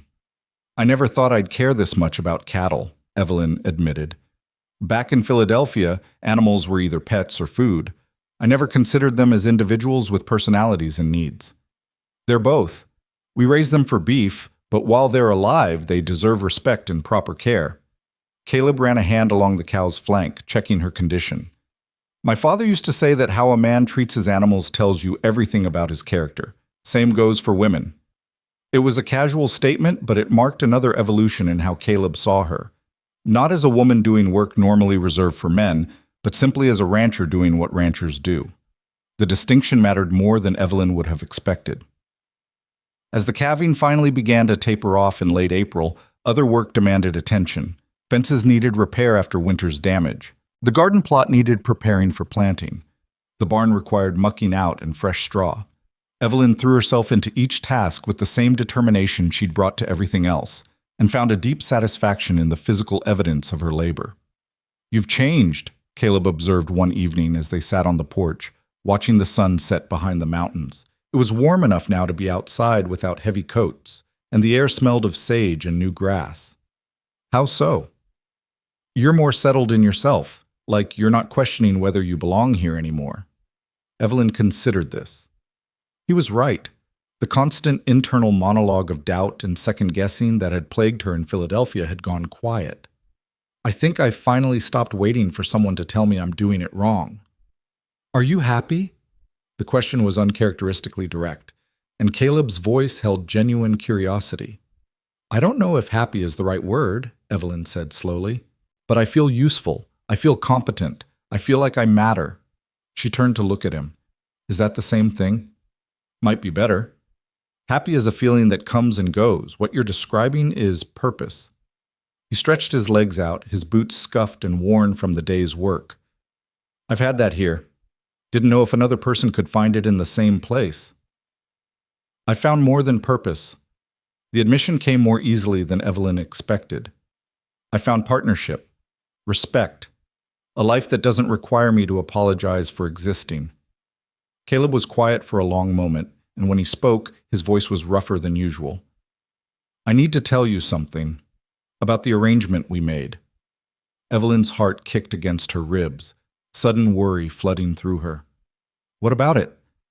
"When I sent for a wife, I told myself it was purely practical.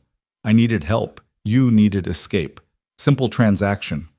He stared out at the darkening landscape. "But somewhere along the way, it stopped being just an arrangement. You became necessary, not just for the work, but for the talking, the companionship, the knowing there's someone who gives a damn if I come back from checking the herd." "Caleb, let me finish." He turned to face her, his gray eyes serious. "I can't promise you the romance or poetry that other men might offer. I'm not built that way. But I can promise that I value what we've built here more than anything I've ever had. And if you decided tomorrow to leave, it would gut me in ways I didn't know I could still be hurt." The vulnerability in his confession struck Evelyn like a physical blow. This man who was so careful with words, so guarded with emotion, was offering her the most honest declaration she'd ever received. "I'm not leaving," she said firmly. "I told you that at the beginning, and I mean it even more now. This life, this partnership, it's the first thing that's ever felt right. Even with all the hardship, the isolation, the fact that I'll never be the kind of husband who writes you love letters or brings you flowers." Especially because of all that, Evelyn reached out and took his hand, scarred, calloused, capable. "You show me every day that I'm valued through your actions. You teach me without condescension. You trust me with real responsibility. That's worth more than 1,000 love letters." Caleb's fingers closed around hers, and they sat in silence as the stars began to emerge. It wasn't a romantic moment in any conventional sense. There was no kiss, no dramatic declaration. But something had been acknowledged between them, a deepening of the bond they'd formed, a recognition that what they had was real and worth protecting. "We should plant the garden tomorrow," Caleb said eventually. "Ground's finally warm enough." Evelyn smiled at the practical shift, understanding that this was how Caleb processed emotion, by moving forward, by focusing on the work that needed doing. "What should we plant?" "Potatoes, beans, squash, carrots, maybe some lettuce if you want it. Herbs too, sage, thyme, rosemary. They grow well here." They spent the next hour planning the garden layout, their hands still loosely linked, and Evelyn felt a contentment settle over her that had nothing to do with excitement or passion and everything to do with rightness. This was her life now, this man, this land, this work. She'd chosen it, and it had chosen her back. The following weeks were consumed by planting season. Evelyn's hands, already tough from winter work, developed new calluses from working the soil. She learned to judge depth and spacing by feel, to recognize good dirt from bad, to anticipate how much water each plant would need based on the weather and the soil composition. Caleb worked beside her, demonstrating techniques he'd learned through trial and error. "First year I tried to garden here, I lost almost everything. Planted too early, didn't account for late frost, Didn't understand how dry the air is compared to back east. By my 3rd year, I was finally producing enough to see me through winter. What changed? I stopped trying to make the land behave like someplace else. Started working with what it actually is instead of what I wanted it to be. He tamped soil around a potato seedling. Same lesson applies to most things. Evelyn heard the deeper meaning beneath his words and nodded understanding. She'd spent her whole life trying to fit into a mold that wasn't made for her. Out here, she'd finally learned to be what she actually was. In early May, Caleb announced they needed to make a supply run to Prospect. It would be Evelyn's first trip to anything resembling civilization since arriving in Wyoming 6 months earlier. We'll leave at dawn, spend the night at the boarding house, stock up, and return the next day, he explained. It's a long ride, so wear your most comfortable clothes. Evelyn felt a flutter of nervousness she didn't entirely understand. She'd grown so accustomed to the isolation of the ranch that the thought of encountering other people felt almost threatening. The ride to Prospect took most of the day, following rough trails that wound through terrain both beautiful and unforgiving. They stopped once to water the horses at a creek, and Caleb pointed out landmarks: a distinctive rock formation, a lightning-struck tree, a meadow where he'd once spotted a grizzly bear. "You know this land intimately," Evelyn observed. "I've ridden every mile of it, some parts dozens of times. Have to know where water is, where shelter can be found, which routes are passable in different seasons." He gazed out over the rolling landscape. "This country will kill you if you don't respect it, but it'll provide if you learn its patterns." Prospect appeared in the late afternoon, a collection of rough buildings clustered around a main street, with perhaps 200 people in total. To Evelyn, who'd known Philadelphia's crowds, it barely qualified as a town. But after months of seeing only Caleb in the ranch, it felt almost overwhelming. They stabled the horses at the livery, and Caleb led the way to the boarding house, a 2-story structure that had seen better days but looked clean and reasonably maintained. "Mr. Ridge," the proprietor greeted them, a woman in her 50s with sharp eyes and a no-nonsense manner. "Been a while." "Mrs. Chen, this is my wife, Evelyn." Mrs. Chen's eyebrows rose fractionally. "Wife?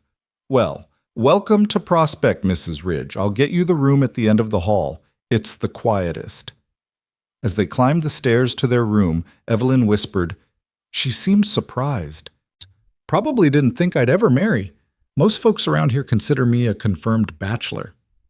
Caleb opened the door to a simple room with a bed, washstand, and window overlooking the street. "This acceptable?" "It's fine." They cleaned up from the journey, then headed to the general store to begin purchasing supplies. The proprietor, a man named Jameson, greeted Caleb with the familiarity of long acquaintance. "Ridge, heard you'd taken a wife. Didn't quite believe it until now." He nodded to Evelyn. "Ma'am, welcome." "Thank you."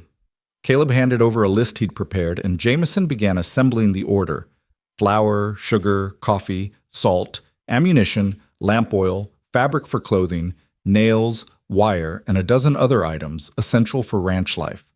While the men conducted business, Evelyn wandered the store, noting the limited selection compared to what she'd known back east, but also appreciating the focus on practical necessities.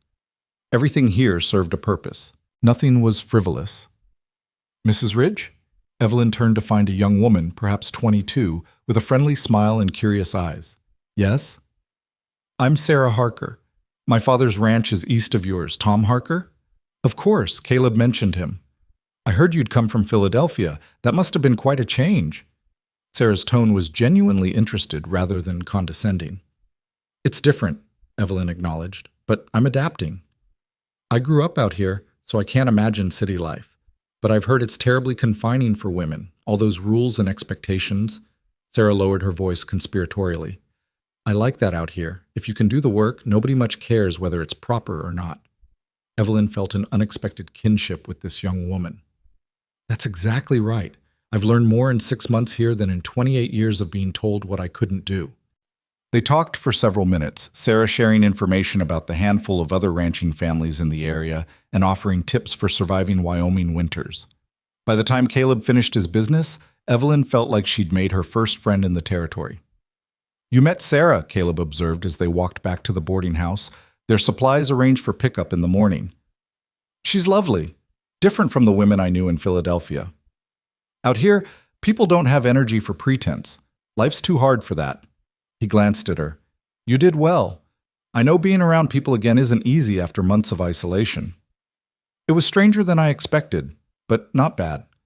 They ate dinner at the boarding house, a simple but well-prepared meal of roast beef, potatoes, and vegetables, then retired to their room as evening settled over the town. Standing by the window, watching the last light fade from the sky, Evelyn felt Caleb's presence behind her. Regrets? He asked quietly. About what? Choosing this life, seeing what you could have had if you'd stayed in civilization. Evelyn turned to face him. What I saw today was a smaller version of what I left behind.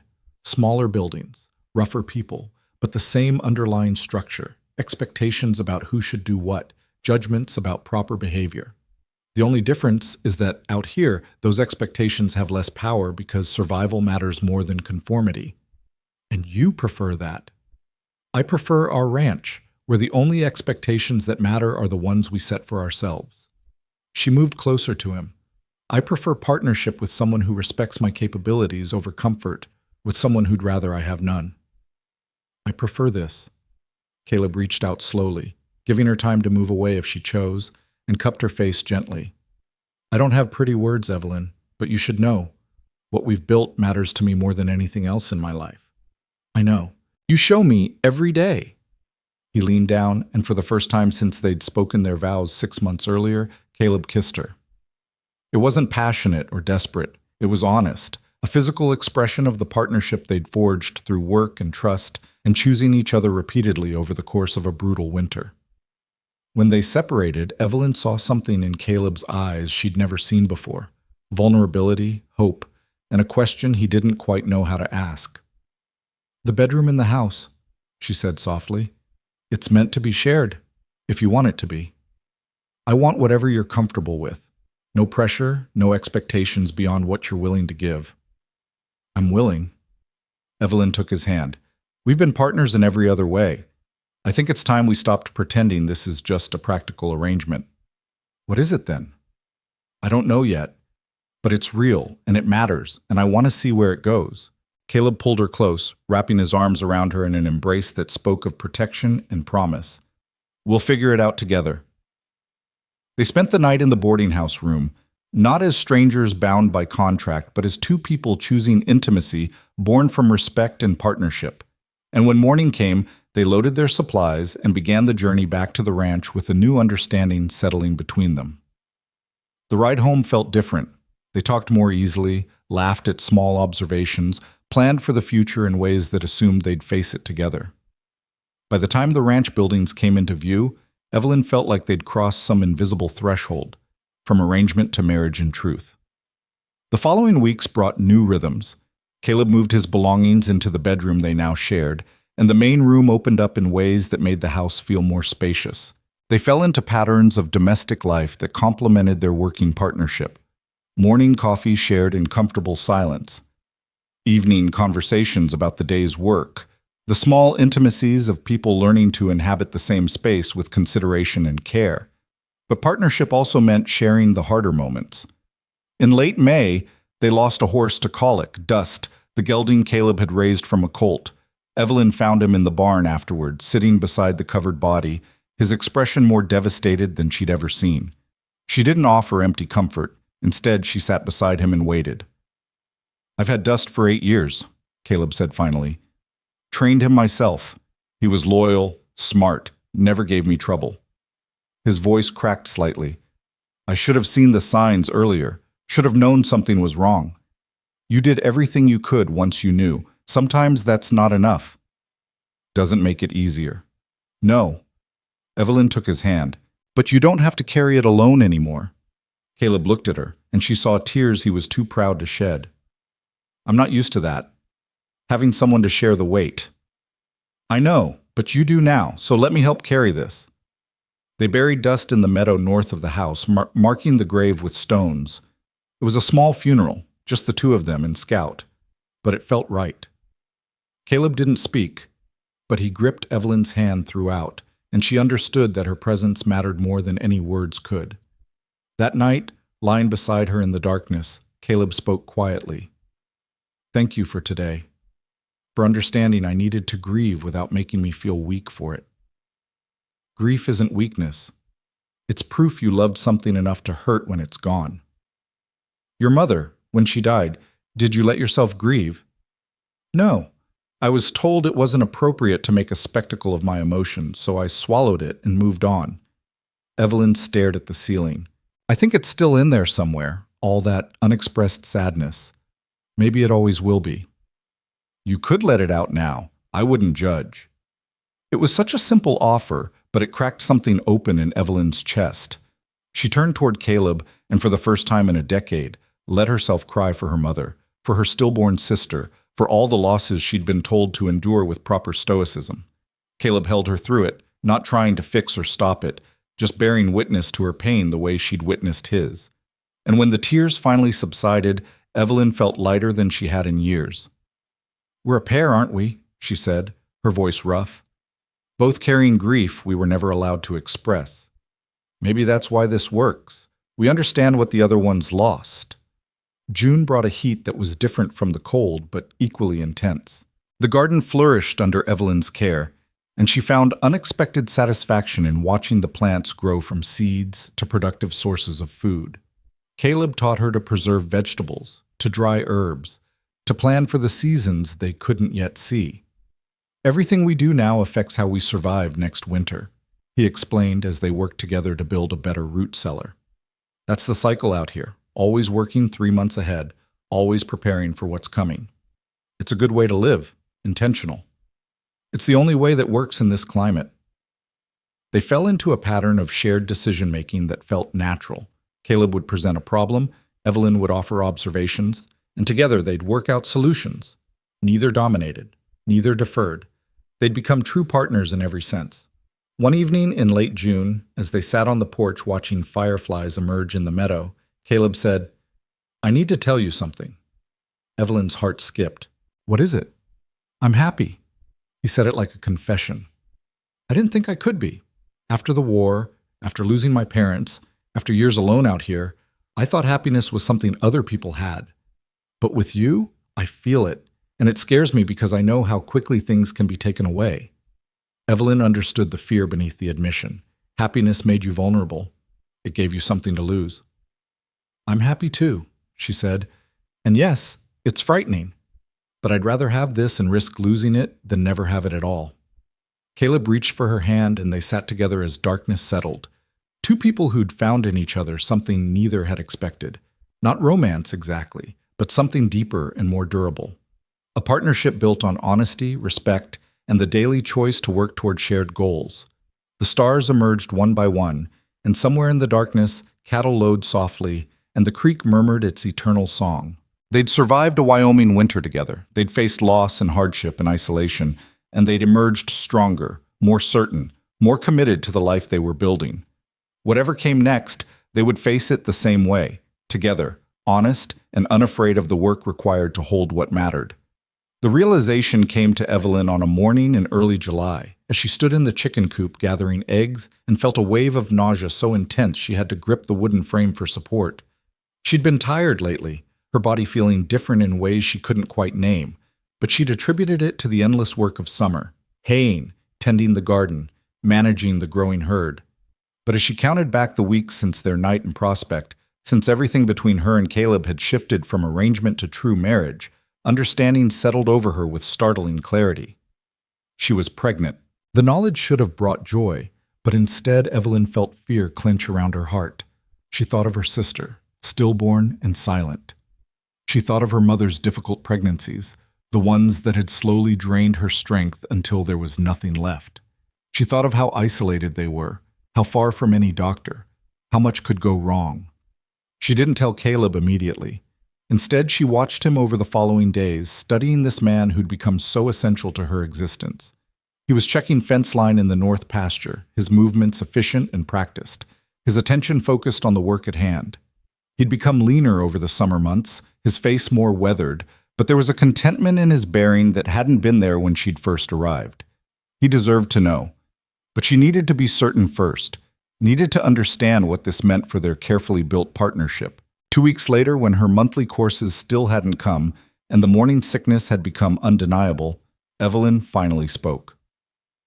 They were sitting at the table after supper, Caleb reviewing his maps and planning for fall roundup, when she set down her coffee and said, "I'm pregnant." Caleb's hand stilled on the map. He looked up slowly, his gray eyes searching her face. "You're certain?" "As certain as I can be without a doctor. All the signs are there." He was quiet for so long that Evelyn's fear intensified. Perhaps he didn't want this complication. Perhaps the practical arrangement they'd started with didn't include space for children. Then Caleb stood and crossed to her, kneeling beside her chair so they were at eye level. "How do you feel about it?" "Terrified," Evelyn admitted. "My mother's pregnancies were difficult. My sister was stillborn. I'm afraid of what could happen, especially out here with no medical help." "That's practical fear. I understand it." His hand covered hers. "But underneath that, do you want this child?" Evelyn examined her heart honestly. Beneath the terror, beneath the practical concerns, there was something else, a fierce, protective love for the life growing inside her. "Yes, I want it. I want our child." Caleb's expression softened in a way she'd never seen before. "Then we'll do everything possible to keep you both safe. I'll write to Prospect tomorrow, talk to Mrs. Chen. She's helped with births before. We'll get books, supplies, whatever you need, and when the time comes, I'll be there." "You're not afraid?" "I'm terrified," he said honestly. "But I'm also—" He struggled for words. "I spent so many years alone, convinced I'd die that way. Now I have you, and soon we'll have a child. It feels impossible and right at the same time."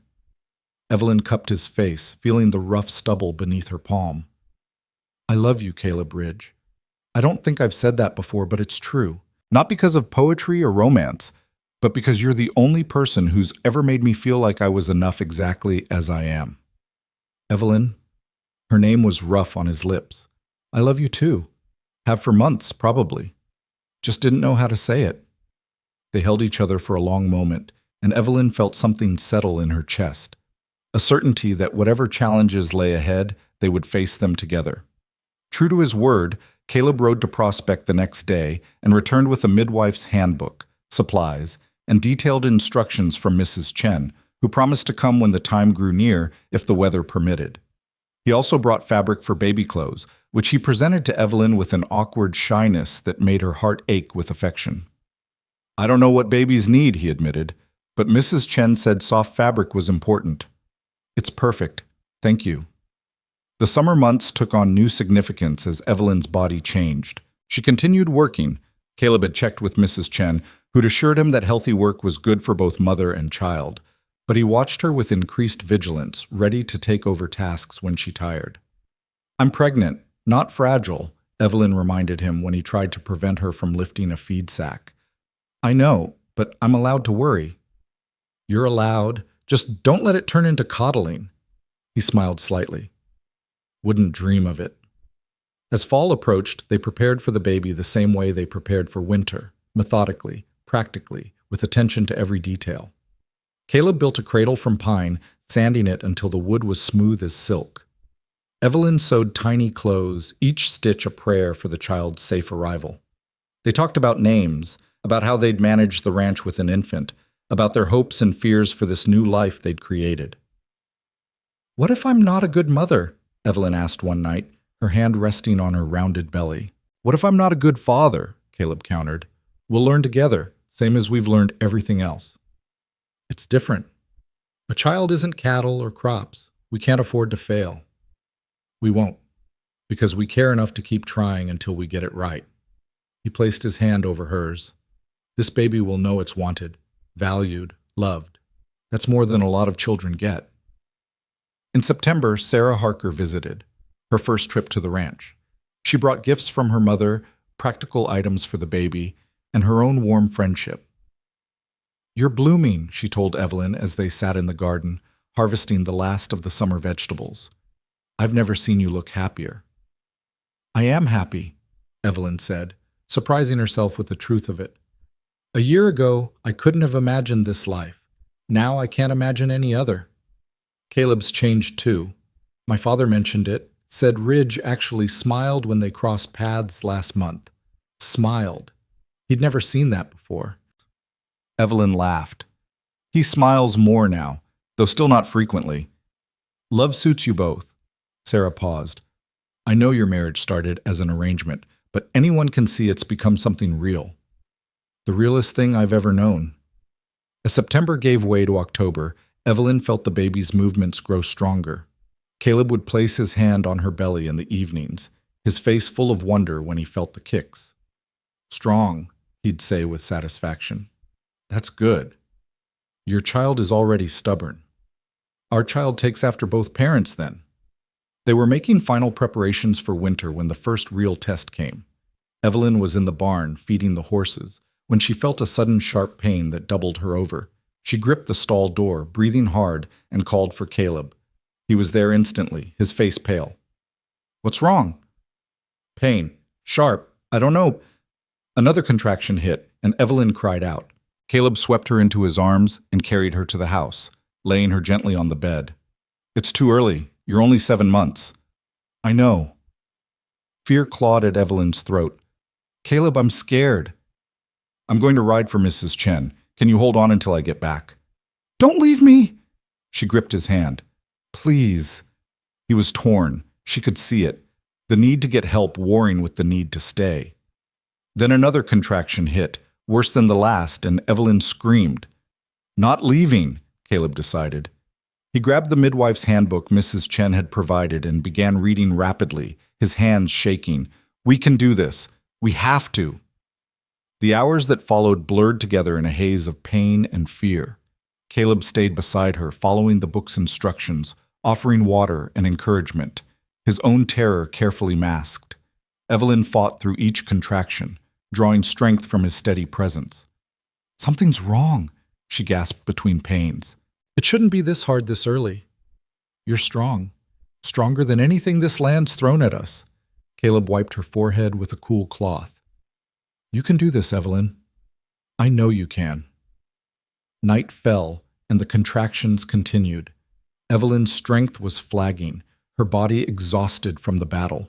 She thought of her sister, of her mother, of all the women who'd died bringing life into the world. Caleb. She could barely speak.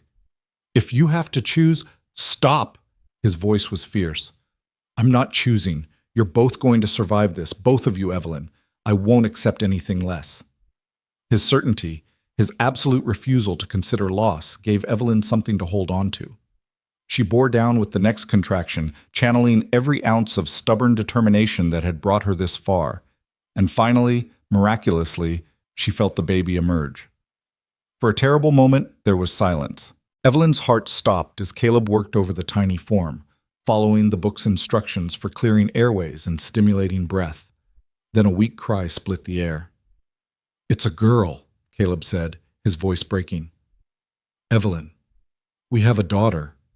He placed the baby on Evelyn's chest, and she looked down at the tiny, perfect face, red and wrinkled and beautiful beyond words. The baby was small, so small, her cry more whimper than wail, but she was alive, breathing, fighting. She's early, Evelyn whispered. Will she be all right? She's a fighter. Look at her. Caleb's hand trembled as he touched their daughter's head, covered in dark fuzz. She's going to make it. She has to. The following weeks were a different kind of battle. The baby, they named her Catherine after Evelyn's mother, was too small, too weak to nurse properly at first. Evelyn and Caleb took turns caring for her around the clock, warming her by the fire, coaxing her to eat, watching her breathe with terrified vigilance. She's getting stronger, Caleb reported one morning after a particularly difficult night. Look, she took more milk than yesterday. Evelyn studied their daughter and saw that he was right. Catherine's color was better, her cry more robust. She's going to survive. Like her mother, too stubborn to quit. Slowly, Catherine grew stronger. By the time the first snow fell in November, she'd gained weight and developed the lung capacity to make her displeasure known at impressive volume. Evelyn, exhausted and euphoric by turns, felt a fierce love for this tiny being that surpassed anything she'd imagined. We did it, she said one night, watching Caleb rock Catherine by the fire. He'd taken to fatherhood with the same quiet competence he brought to everything else, and seeing him with their daughter cracked Evelyn's heart open in new ways. We did, he agreed, though there were moments I didn't think we would. But we didn't give up, either of us. No, that's not what we do. Winter settled over the ranch with familiar severity, but this year it felt different. The house that had seemed spare and functional now felt warm and full. Catherine's cries punctuated the silence. The cradle Caleb had built sat by the fire. Baby clothes hung drying near the stove. They'd become a family. The work continued. Animals still needed tending. Fires still needed maintaining. But they managed it together, taking turns so one could always be with Catherine. Evelyn marveled at how naturally they'd adapted, how seamlessly they'd incorporated this new life into their partnership. "You're a good father," she told Caleb one evening as he fed Catherine with careful attention. "I'm learning, same as everything else." He looked up at her. "But it helps having a partner who knows what she's doing." "I don't know what I'm doing. I'm terrified half the time." "So am I. But we figure it out together." Spring came again, Catherine's first, and with it came new growth everywhere. The garden bloomed, the cattle produced healthy calves, the land itself seemed to celebrate survival. Catherine was sitting up now, her dark eyes, Caleb's eyes, taking in everything with serious attention. "She's going to be smart," Evelyn predicted, watching her daughter study a wooden spoon with intense focus. "Gets that from her mother. And stubborn from her father. We're going to have our hands full when she's older. I can't wait." They were sitting on the porch, Catherine between them, when Tom Harker rode up with Sarah. The older man dismounted and approached with a smile. "Heard you had a difficult winter," he said. "Thought we'd check in." "We managed," Caleb said, standing to shake Tom's hand. "Appreciate you coming." Sarah immediately scooped up Catherine, cooing over her growth. "She's beautiful, and so much bigger than when I saw her in December." The four adults sat together, sharing news and stories. Tom mentioned that 2 more families had settled in the territory over winter. That prospect was growing, that the railroad might extend a line their direction within a few years. "Things are changing," Tom observed. "Won't be quite so isolated out here before long." Evelyn glanced at Caleb and saw her own mixed feelings reflected in his expression. Part of them welcomed the idea of closer neighbors, easier access to supplies and help.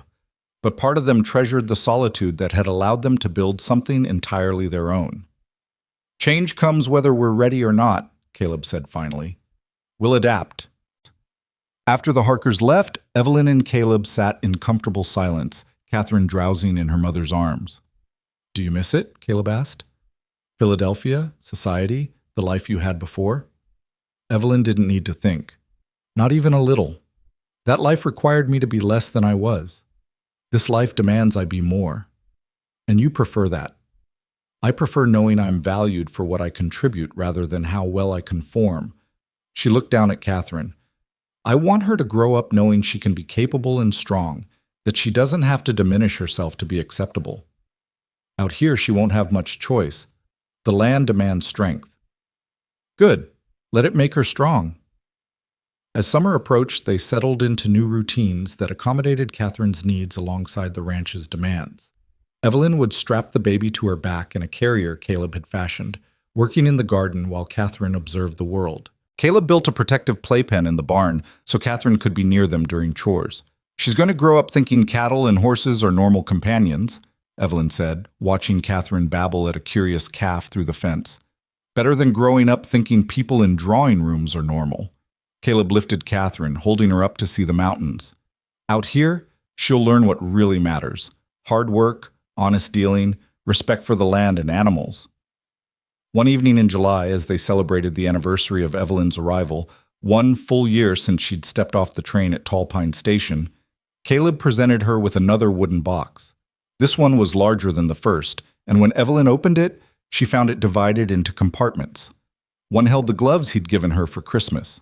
Another contained dried flowers from their first spring garden. A third held a lock of Catherine's baby hair. "It's a memory box," Caleb explained, "for keeping the important things." Evelyn felt tears prick her eyes. "Caleb, this is beautiful." I wanted you to have something to show Catherine someday. Proof that we built this life deliberately, that every hard moment was worth it. Evelyn set the box down carefully and moved into his arms. I don't need proof. I'm living it. They stood together on the porch as the sun set, Catherine asleep inside, the land stretching endlessly in all directions. Evelyn thought about the woman she'd been a year ago, desperate, judged, convinced she'd never find a place that fit. And now here she was, holding a man who valued her exactly as she was, raising a daughter on land they'd claimed through sheer determination. What are you thinking? Caleb asked. That I chose this. That moment on the platform when I could have gotten back on the train, I chose to stay. And every hard day since, I've chosen it again. Any regrets? Not a single one.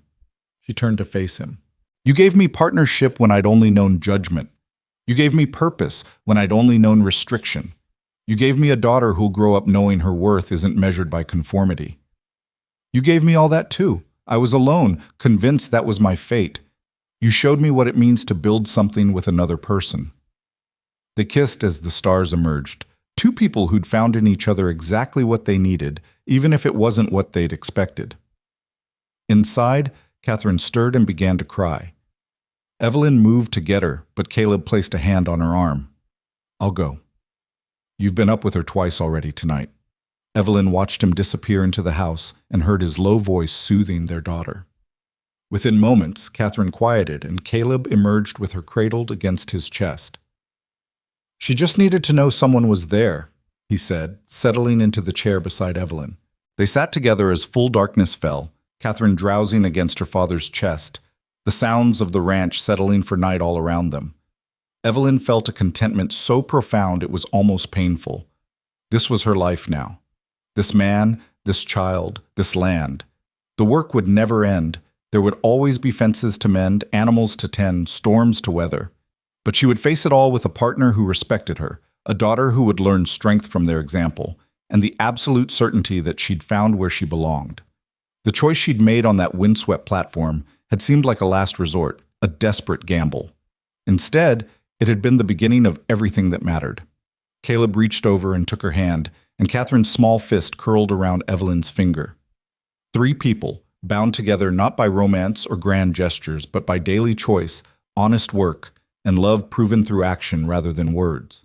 The Wyoming wind carried the scent of sage and grass. The mountains stood eternal against the star-filled sky. And somewhere in the darkness, Winter, the calf born in that first terrible storm, called to her own calf, continuing the cycle of life that Evelyn and Caleb had committed to protecting. They'd built something real, something lasting, something worth every moment of hardship.